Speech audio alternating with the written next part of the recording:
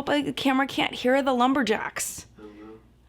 What was it? In high school, we used to sing, I'm a lumberjack and I don't care. I work all day in my underwear. I don't know what it's from, but the boys that I hung out with used to sing that. I don't know what it means. Are there boys outside working in their underwear? I hope not, because that might be quite scary. And plus, it's really cold out. It's supposed to snow. So they'd be very uncomfortable. Hello, my friends. BoxyCharm overdue. Things got a little busy at the end of December, so we are doing a mega review today. We are doing the November box review, we're doing the December box review, and then we are doing the unboxing of the January box, which I've kind of peeked a little in, but I'm not really quite sure what I think about that one yet. But if you know what you think about it and you want to know what I think about it, or even if you don't know what you think about it because you've never seen it and you want to know what I think about it, that's a lot. We're going to do that right about now. Very quickly, if you do not know BoxyCharm, it is a beauty subscription. It is $21 a month, and it is sent to me for review. It's been sent to me for a very, very long time, and just because it's sent to me, I still have the, sometimes they're good, sometimes they're not good, and it doesn't matter in my mind whether it's sent to me or not. I give you my honest opinion of these products, and I have been trying out the products from the November box and the December box for quite a long time. I've got lots of opinions to share with you, so let's go ahead and jump in right now. Apparently there's lumberjacks outside that are cutting down trees, so if you hear a little buzz in the background, I apologize for that.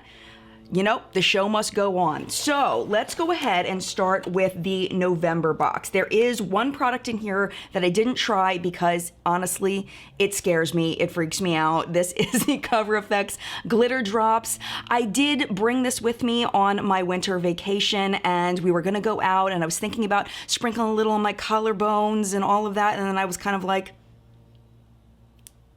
it's a little bit dark for my skin tone, in my opinion, and it's just really loud.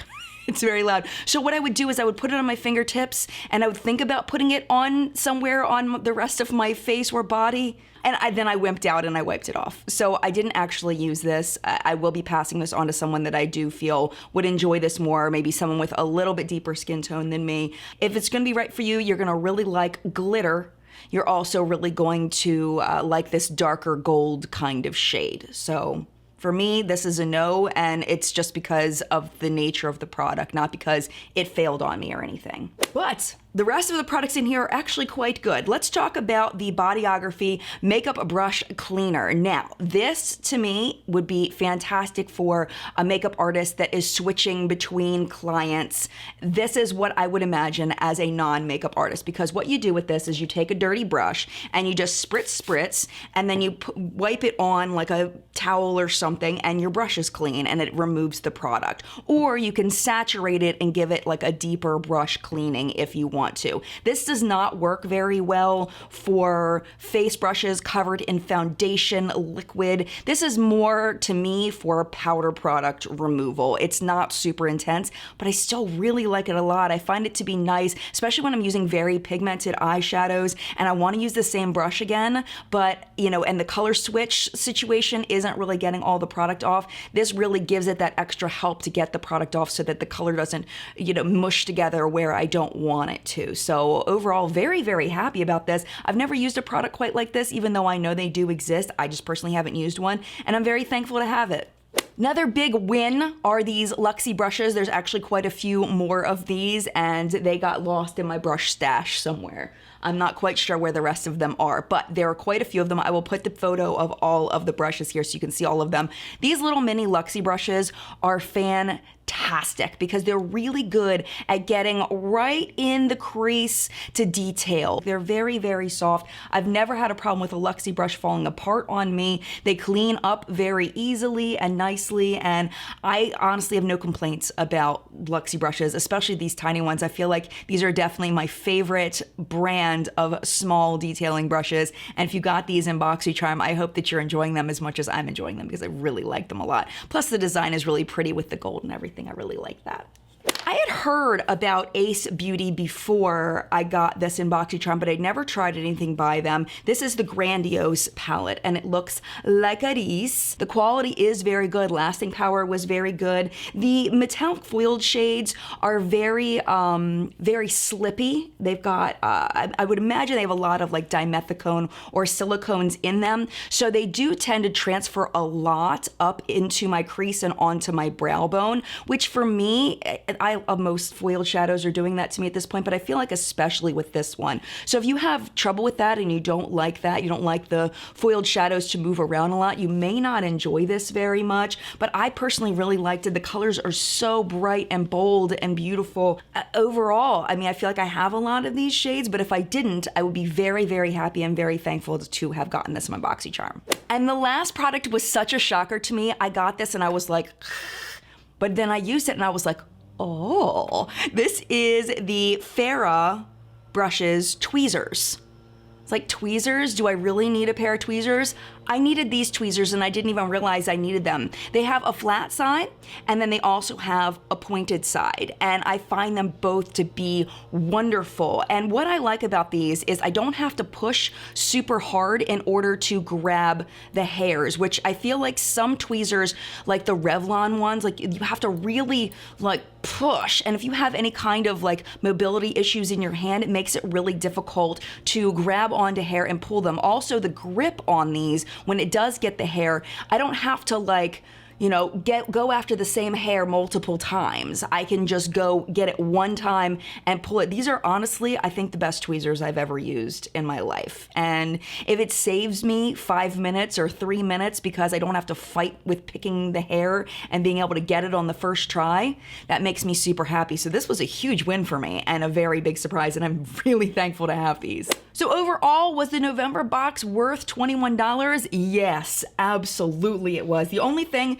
was this one was the only thing I wouldn't use, and the rest of things I really liked, really thankful to have. I mean, I probably will end up passing this one on just because I do have a lot of similar colors to this, but that's just me personally. I think most people will find it, you know, more useful than I find it. And then these things are huge wins that I will continue to use and love, and very, very thankful for the November box. They knocked it out of the park. Now let's move on to the December box. A little less enthusiastic about this one, and let's start with the skincare item in here. This is the Cosmetics Detox Activated Charcoal Mask.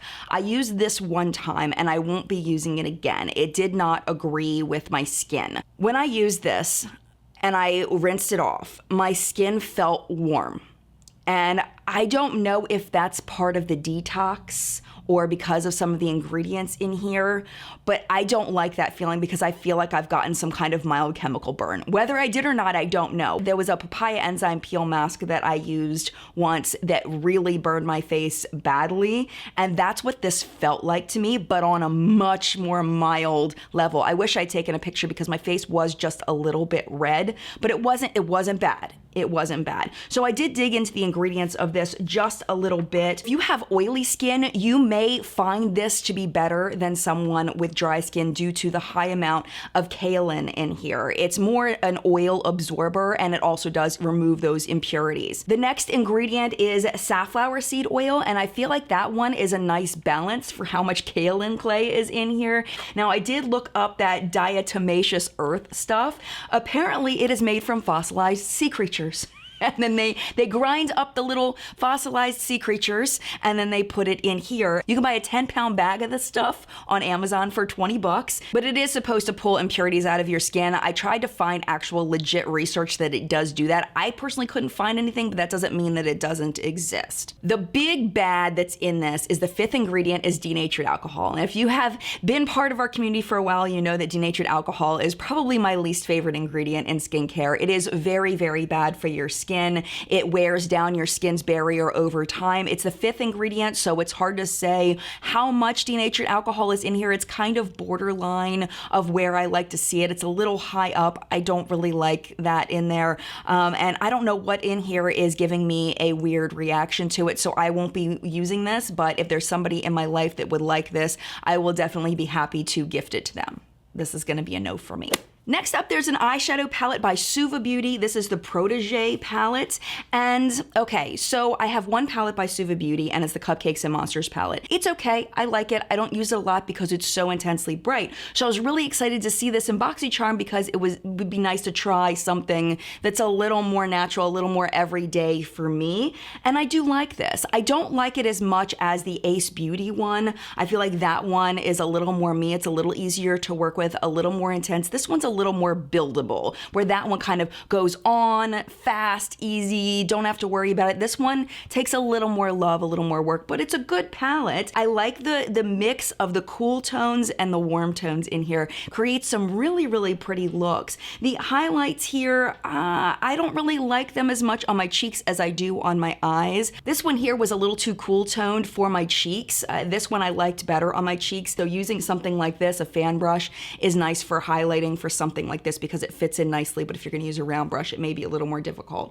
Overall, I thought this was a good palette. If I didn't have a big eyeshadow collection, I'm sure that I would continue to use this. It's good. Is it knocking my socks off? No, but it's good. I was actually very excited to see this Tarte lip glossy thingy in my BoxyCharm because I'd never tried their glitter lip gloss before. And I actually really liked it. I like it better than the Too Faced ones. I did get the Too Faced ones from the Pretty Rich collection in PR, and I find that this one is better, and let me tell you why. It's because the glitter, you can see it more on the lip. So when you put the Too Faced ones on, if you mush your lips together at all, the glitter just kind of disappears into the lip product. It kind of mixes in, where this one I feel like kind of stands on its own and will last longer on the lips. It's not sticky at all, and it's a nice product, and I'm actually really thankful to get it. I like the glitter color in here. I feel like it goes with lots of different lip colors, but I can see why some people wouldn't really need a glitter lip product. I personally like it. I'm happy to have it. All right, Bodyography lip pencil. This one is in Heather Berry. I don't use a lot of lip pencils. I find it to be an extra step in my routine that I don't really need unless it's a red or a dark berry or something like that. So a nude lip liner isn't something that I would use very often. I did use it just to test it, and I really liked it. It was nice and creamy, easy to go on, layered very nicely underneath my lipstick, helped my lipstick to last longer through the day, which is what you want from a lip liner. It did everything a lip liner is supposed to do. Will I use it? Probably not, just because it's not my personal, I don't need it in my life. But if you do like lip liners, I think that you'll really like this one. I'd be curious to know if you're a lip liner person and you tried this, what you think of it. But I mean, I liked it. I thought it worked very nicely. And the last thing in this box is the Wondrous Dusk to Dawn palette by Wander Beauty. I really like the product in here. I like that there's a nice little mirror here. I really like the product, but we've got that issue with those strip pans. And if I want to use anything but a fan brush for like the blush here, it's like, I like it for this. But these here, I wish that they were round just because it will be easier to apply. And the thing is the way that the product picks up on the brush definitely affects application. So if I'm using a brush, like let's say this one, and I kind of dig it in here, it's gonna collect in a stripe on my face unless I really work to get it all over the bristles by doing this. It's just kind of a pain in the butt. Is it really that big of a deal? Not really. Overall, I really like the product though. I found the lasting power to be great. I really like these shades a lot. I'm not sure for people of deeper skin tone how much use you'll be able to get out of the blush. Maybe a little bit. It is kind of pigmented, so maybe. I think these highlighters are going to be very nice for most people of most skin tones, and it is a really good product, so this is actually my favorite thing in the box. So, was the December box worth $21 to me? Yeah, I think it was, especially if I didn't have a large makeup collection. So this is gonna be a huge no. For me, this is just not a personal, I don't use lip liners like this, but I really, really like this a lot, and I know the retail value of this, I'm pretty sure, is more than $21. And then just these two together, I feel like are worth $21. And this is the thing, I was talking to somebody who owns a different subscription box that I didn't really enjoy very much, and I was giving him feedback on his subscription box, and I liked 2 out of the 4 items, and it was a $28 subscription box plus like $6 or $7 shipping. I only like 2 things in there. The thing is what BoxyCharm has done is they've raised the bar as far as the contents of the box with the value. So even if you only like 2 things in a BoxyCharm, you're going to be getting your money's worth, because these 2 things alone are worth at least $10 a piece. You know what I'm saying? So even if you don't use 3 of the things and you gift them, then you're still gonna get your money's worth. And that's where I think a lot of subscription boxes are gonna have trouble competing with BoxyCharm. Where you're not gonna like BoxyCharm, in my opinion, is if you just have so much stuff and you know that you're not going to use all of this stuff, you don't have anybody to gift the stuff that you don't like, and it's just overkill. Those are the people I feel like BoxyCharm is just not going to be for you. Or if you've had it for a while, I can see a lot of people unsubscribing after a while, because how many eyeshadow palettes can you really use functionally? And if you're logical like that, BoxyCharm might be overkill. If you're a collector, it may not be. It's really just gonna be up to personal preference as far as BoxyCharm as a subscription. All right, so now that we've gone over the boxes that I've tried, let's just peek into the January box so we can see what I'll be reviewing next month. Make sure you subscribe so that you don't miss that, because I don't want you to miss out on it. You know, I care about you, and I don't want you to miss out on good information. The first thing I see in here is the Tarte High Performance Naturals Reinforce the Sea Volume 3 eyeshadow palette. I've had hit and miss experiences with Tarte Rainforest of the Sea specifically eyeshadows. I haven't opened this up to see what's on the inside. The packaging is always gorgeous. I could see this being useful for people that don't want really bold eyeshadow looks. For me, this is kind of boring for me personally, as far as things I've seen over and over and over and over again, but I can definitely see there's a market for this eyeshadow palette, and I will try it and I will let you know what I think. What is not boring in here is this Ofra liquid lipstick, which might be a nice pairing with this eyeshadow palette. Nice bold lip, nice natural eye. This one is in a shade that I don't know. Oh, it's in Havana Nights. Wasn't that a Kathleen Lights collab? This is a really, really dark shade. It's not something that I would typically wear, and I've tried Ofra liquid lipsticks multiple times, so I can speak to the formula on them. So I'm not sure if I'm gonna actually use this shade or not, because I'd much rather pass it on to someone that will use it more often. We got a, Starlooks. Every time I get something from Starlooks, I don't enjoy it, but I will try to erase that from my mind when I try the Black Ultra Luxe Longwear eye pencil. I've tried their eye pencils before. I hope that they've improved them. I will let you know.